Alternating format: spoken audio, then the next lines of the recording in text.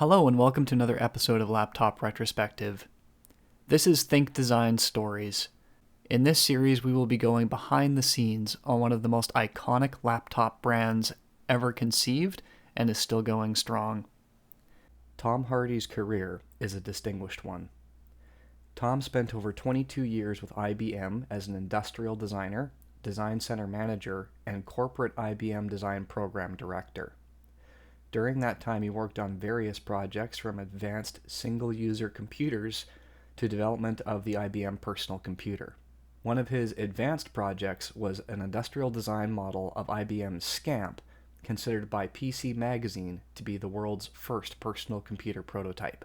Tom was the corporate IBM design program director during development of the very first ThinkPad, Model 700C, and collaborated with IBM industrial design consultant Richard Sapper. After IBM, Tom founded the consultancy Verbal Visual Framework and worked with several key brands such as Coca-Cola, Ford, Lenovo, Lowe's Maytag, Microsoft, Polaroid, Porsche, Procter & Gamble, Samsung, Tupperware, Verizon, and Xerox. Tom's work has been cited in numerous books and publications, including Times Magazine's Top 50 Most Influential Gadgets of All Time, and has won international awards for product design over the years. Currently, Tom is a professor and graduate coordinator of design management at the Savannah College of Art and Design. For a brand like ThinkPad to be created, the conditions and the timing had to be right. Tom recounts some of the key moments, technology, and people that helped create one of the most recognizable and long-living brands in the computing world. Okay, well, in my last position at IBM was basically the corporate manager of the IBM design program. So that meant I had to coordinate, among other things, coordinate those 15 design centers around the world. And this was all before the internet, so we were on airplanes constantly. But in retrospect, it was wonderful because we got to visit the cultures where all these design centers were, in Japan, all over Europe, all over the United States. So, but it was an incredible task given the scale of that company. So, of course, as part of that, excuse me, at that point in time, the PC business had already been established in, as I mentioned, in Boca Raton, Florida. But there was some early work that started in IBM Japan on packaging some small products.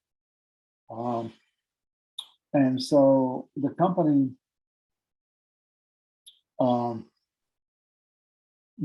started making a connection between what was going on in IBM Japan and what was going on in IBM Boca Raton, Florida. As we saw that small with laptops were coming, even tablets, so using a stylus, little notebooks, notepads, if you would. So they started, rather than waiting, 7 years or whatever, like they did with the PC, with the market developed, they started moving pretty quickly into that business area. So in the corporate job, as part of that coordination role, we knew all the products that were going on all over the corporation. So I had a staff, I had an industrial design manager and 2 graphic design managers who dealt with graphic design. Was, a lot of it was ephemeral, except for some of the corporate stuff, and it was a lot of material that they had to try to follow and make sure that it was being done right. And then the company threw us the interface design back in the late 80s, early 90s. And so we were trying to make some sense out of that and trying to let program know that design had to be part of all that, even though the resolution was lousy. But that was the beginning of design when IBM worked on the interface.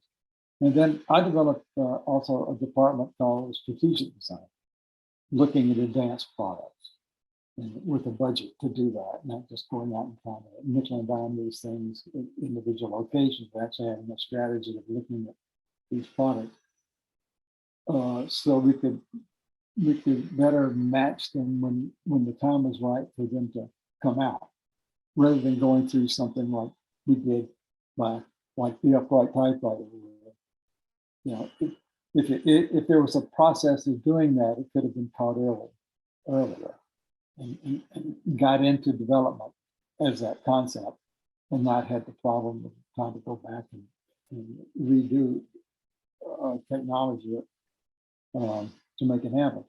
So at any rate, we met with all the design centers every 3 months and reviewed all the products that we're doing. So we met for about a week at different locations around the world, and each design center manager would be there. And often they would bring 1 or 2 of their designers, rotate them because it was good experience for the designers to see all this stuff. And then Richard from Industrial Design, Richard would come. And so we would review every product that was going on during that period of time. And we had a system of the schedule of these things. If they're on a 2-year plan, 3-year plan, or whatever, we knew, when the design had to be finalized, when it had to be released for tooling, when it was going to be launched, and all that.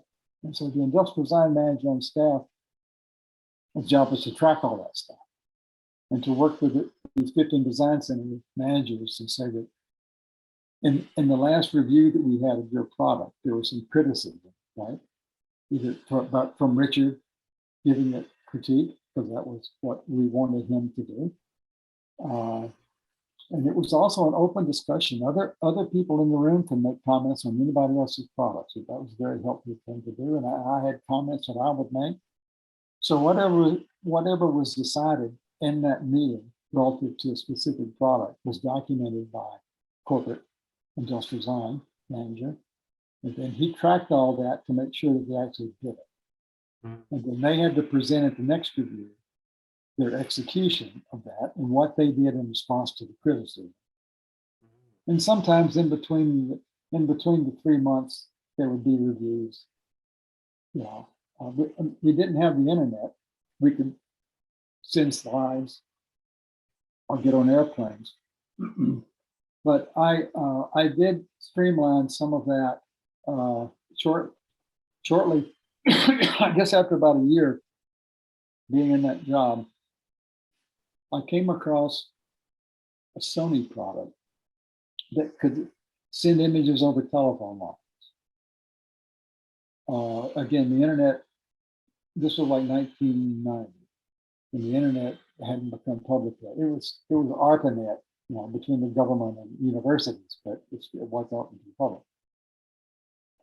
So I found out about this Sony digital system by watching CNN and seeing the Tiananmen Square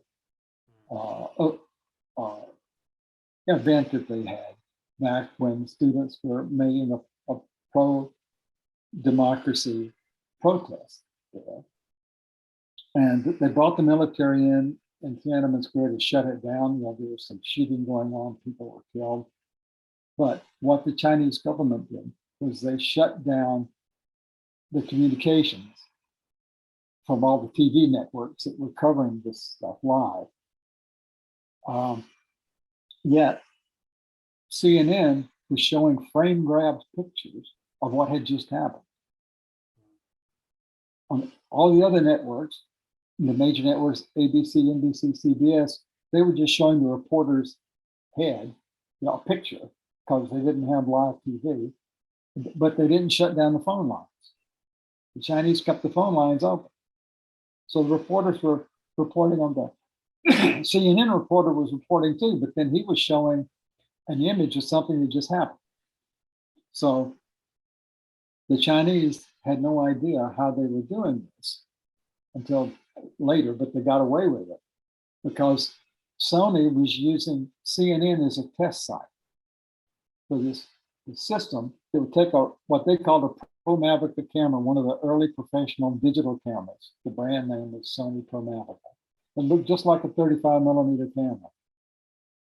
So the Chinese didn't take cameras away from people.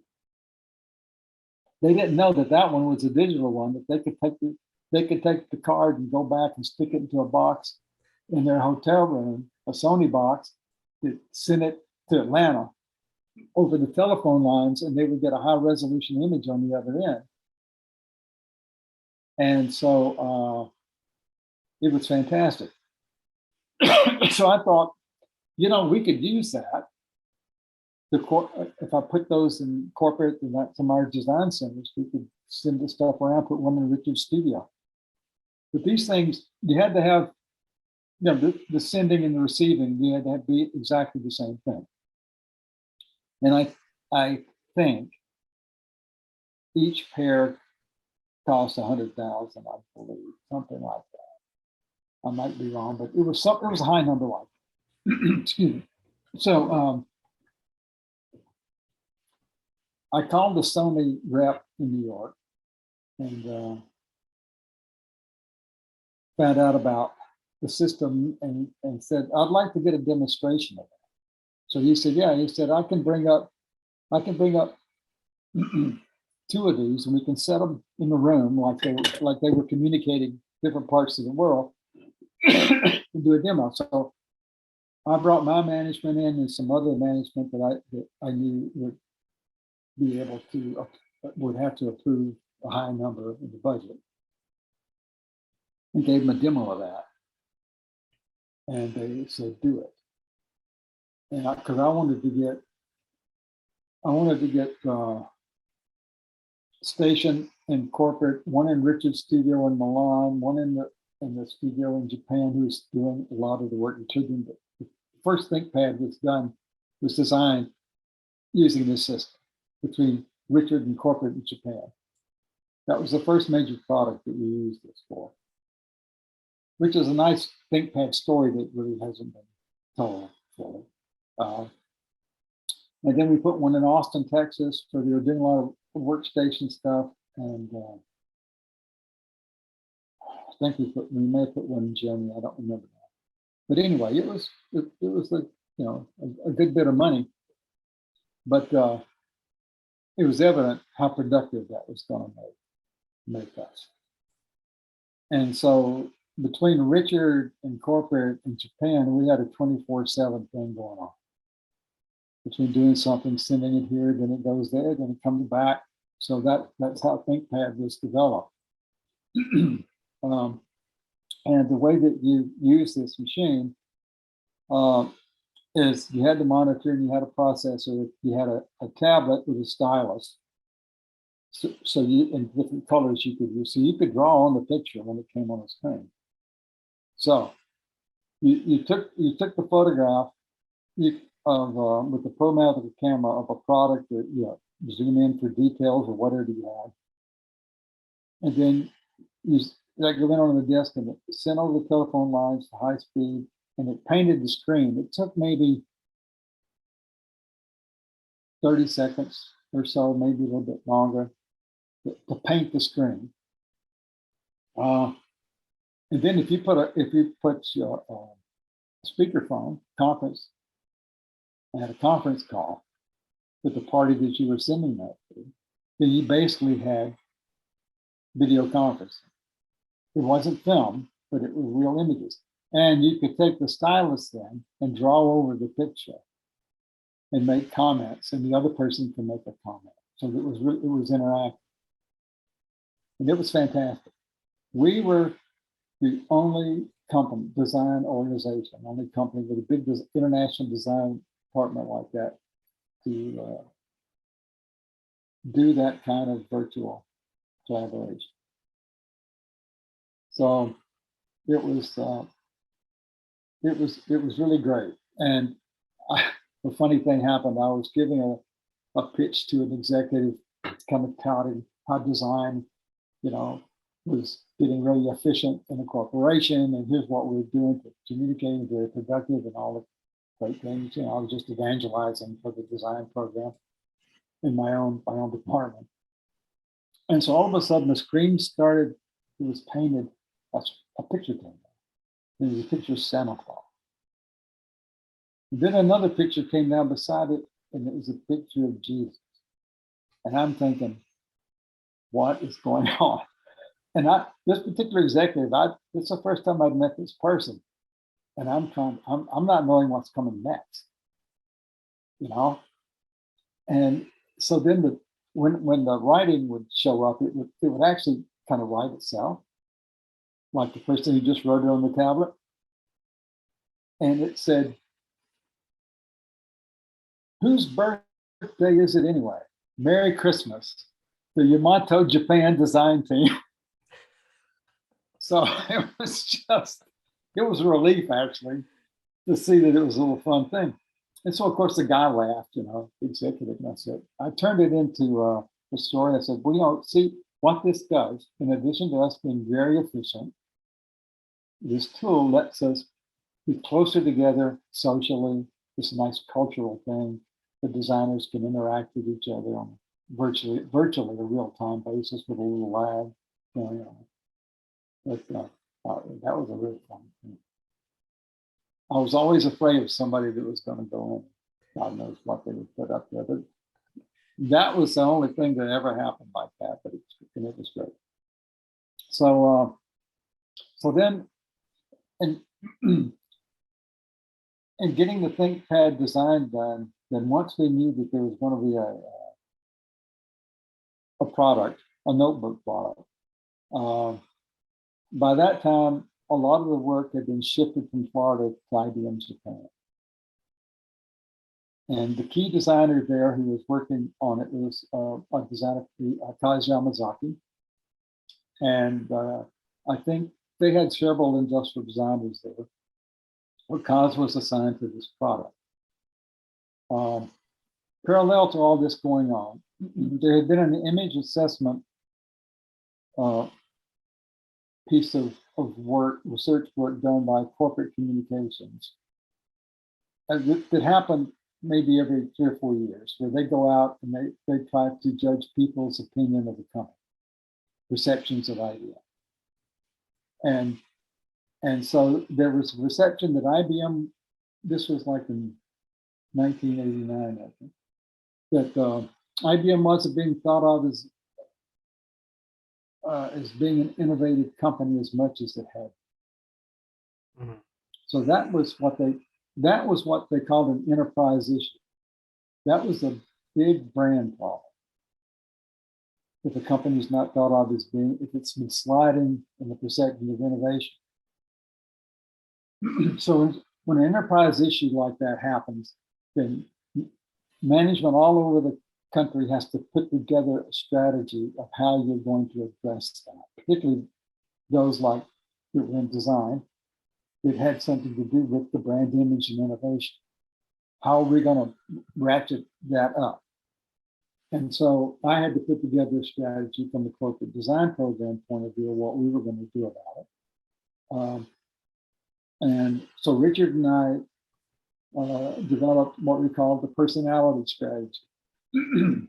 What we could do with IBM's personality within the context of what we did in industrial design to help boost that image of innovation. And so it had to do with the whole approach of the concept, form, color, details, the whole design language strategy.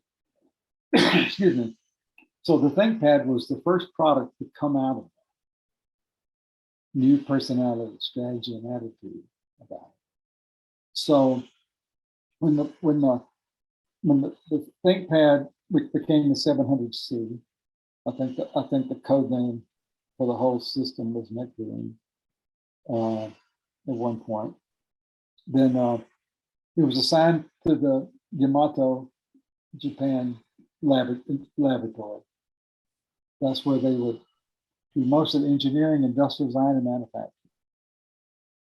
So I wanted Richard to be involved in that product because this was going to be a significant product. It was going to be a notebook size, not a laptop size. So it was A4, which is the size of a notebook, notepad, right, writing pad, as opposed to a laptop, which was somewhat bigger than that. And this was a significant product, similar to what the selective typewriter was in the history of IBM design that Elliott did. And I mean, this was not saying a bad thing about the internal designers. Yamazaki was a good designer.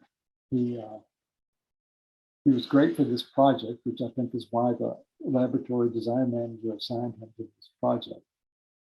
And he was capable of doing a really good design. But I felt like that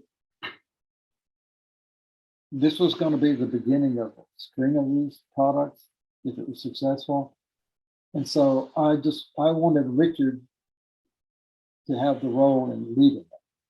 But I wanted him to work together with Yamazaki. I wanted them to work together. And so I called a meeting in Milan, Italy, and I had Yamazaki come over and meet with Richard. And I was actually in Belgium in a management school. And I had this meeting on a weekend, so I came down to Milan for that. And Richard had done a basic wooden model of this concept. He painted it black, and his metaphor for this was a bento box, the Japanese bento lunchbox. And the idea was, when it was sitting on the table, the only thing you could see was the IBM logo, IBM ThinkPad, small in the corner. You wouldn't know it was a computer, and that was the idea. With a bento lunchbox, it's very simple top, simple box, and when you open it up, that's when you get the surprise of the food and the color and the texture and all that. So that was the fundamental concept of the first ThinkPad, was to do that. And so I thought it was just fantastic. But it was typical Richard Savage, making this little surprise, but making something really simple. I mean, if you look at the Tizio light, behind it, this thing it's simple. It's the most flexible light ever designed. You can rotate this thing in so many different ways to get any kind of light you want, down, up, this way, that way. And so he just had this genius touch on developing concepts like that. So he and Kaz, they talked about it. So we had a 2-day meeting on this whole thing, and said let's do it.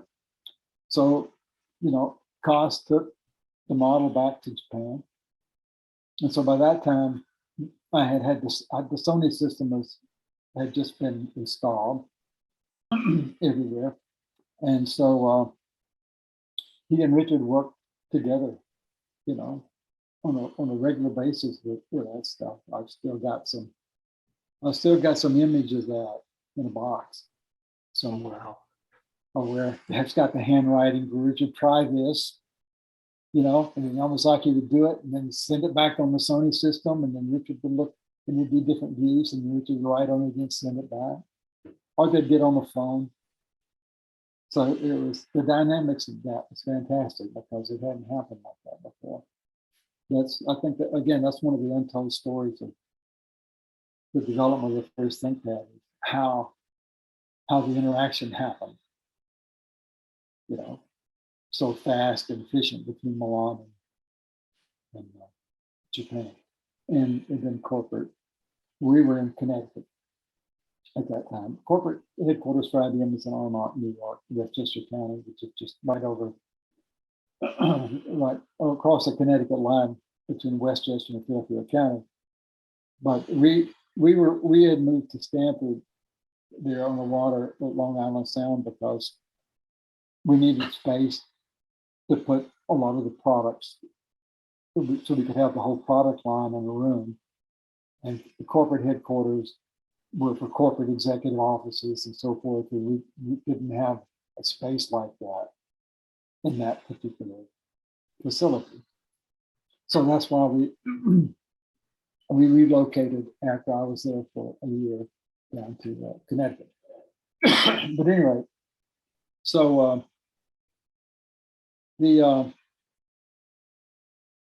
when the ThinkPad was going through its development process, there were a couple of things that happened with technology that design was directly responsible for. One was finding the track point device. The designer who was managing the strategic design function in my corporate department, Sam Lucento. Sam's job, among other things, was to roam the halls of IBM Research and find these little jewels that were going on. Much like I was talking about how we used IBM Design used search over time. And so he found Ted Selker, who was an IBM engineer. And I'm sorry, I don't remember the other gentleman's name right now. It'll come to me shortly. They were working on a stick, basically like a joystick, sticking via the keyboard. And I think it was primarily for gaming applications. Again, the research didn't work on products, in products. They were working on different technologies that could be transferred to products. So they were working on something to navigate rather than trying to do it with a mouse. Because we didn't have anything like the trackpads we have now on kind of the palm rest of our keyboards that we do with our finger. There was nothing like that back then. Excuse me. And so Sam saw that. And I think immediately, as a designer thinking laterally about all this, my God, that could replace a mouse on a notebook product. So he had Ted Selker and the other gentleman come over to our design center. And I had him bring it over. Richard was coming in, coincidentally, with all this. So they brought it over and they gave us a demo. And we said, can you cut this thing down and put it in the middle of the home row? Because that's the point on the QWERTY layout. Your hands don't really cross, and so you could do that without having to use a mouse, particularly on an airplane. So if you're using a notebook product on an airplane tray that comes down, then there's really not a lot of room to use a mouse and then have something to write on or whatever. So what this did, among other things, it gave you that ability to have a cursor to the your screen in a confined space like that. And also in parallel to that, kind of backing up a little bit, there was a discussion initially about ThinkPad, whether it should be A4 or a little large, like laptop size. And Kaz and the other designers in Japan did what they called a concept video, where they made models of a notebook size product versus a laptop size product, and where you could or couldn't use one or the other. And I never will forget the one that I think sealed the deal was they opened up the drawer of the desk and took the A4 size and dropped it into a file folder and shut the drawer. You couldn't do that with a laptop, because A4 was the size of all the folders and the rails inside a desk drawer that held all this stuff. And that's how you locked up you stored your computer. You couldn't do that with a laptop. And so that was one of the early industrial design actions that helped drive that product to the size it was. And so they mocked up the track point in Yamato and sold it to program manager who was directing the first ThinkPad project. And he was wise enough to see that as a differentiating factor. And of course, if you remember, we put together this personality strategy that we needed things like this. So we were pushing it hard in parallel to Yamato designers selling it to the product guys. We were touting that up in corporate to where for some reason the Yamato engineering people didn't want to do it because it was too much work or there's going to be added money or whatever. We were trying to cave it in on them because it would be really important to the company to do that. But we didn't have to go to that extent because, to the credit of the Japanese product management group, they saw the benefits of it and they jammed it into the product, into the schedule. And the second thing that happened was, of course, the notebook was going to have a TFT technology flat panel display. It was going to be black. It was going to be monochrome because of the color one that they were jointly developing with Toshiba at the time. Supposedly, the mounting of it was too big to fit in A4. So they were going to put it in a follow-on laptop product. I've read a couple of stories about how the color TFT made its way into the ThinkPad 700C. And I don't remember any of that actually happening because the way I remember it happened, there was no other company that had a notebook product with a color display in it. No. And so we said, if you can do that, oh my goodness, that is a huge differentiator and another check from the innovation perception worksheet, right? So we were meeting in Yamato and all this stuff was going on, this discussion about the TFT. And Richard and Kaz broke away and they got a hardware piece of the TFT that was somewhere in the lab that they were looking at for the follow-on laptop, another laptop product later. They figured out how to change the frame without affecting the technology, to make it smaller, and made it fit the A4 size. This was initiated by industrial design, specifically Kai Yamazaki and Richard Safford did this. And they took the idea into engineering and made its way to the product manager who had agreed to put in the track point, and they jammed that into the machine. That was close to 0 hour. I remember it was close to the time that everything, there's a point where everything has to shut down. And anything you can't do by that time, you do on the next model, the follow-on thing. But it was so critical as a product differentiator to do the first one like that. And it was absolutely the right decision. That's one of the things that really, made the ThinkPad what it is. And of course, IBM Advertising picked up on all this, which really helped, again, the innovation perception. I know that with the red track point color, there was a headline that said, in a big picture, a detail of the red close-up shot said, ThinkPad is so hot, they had to make it red. And then the TFT got all sorts of advertising, because it was so different. But anyway, we're really proud of industrial design on that product. They did a lot of things that really influenced the innovative aspects, of that.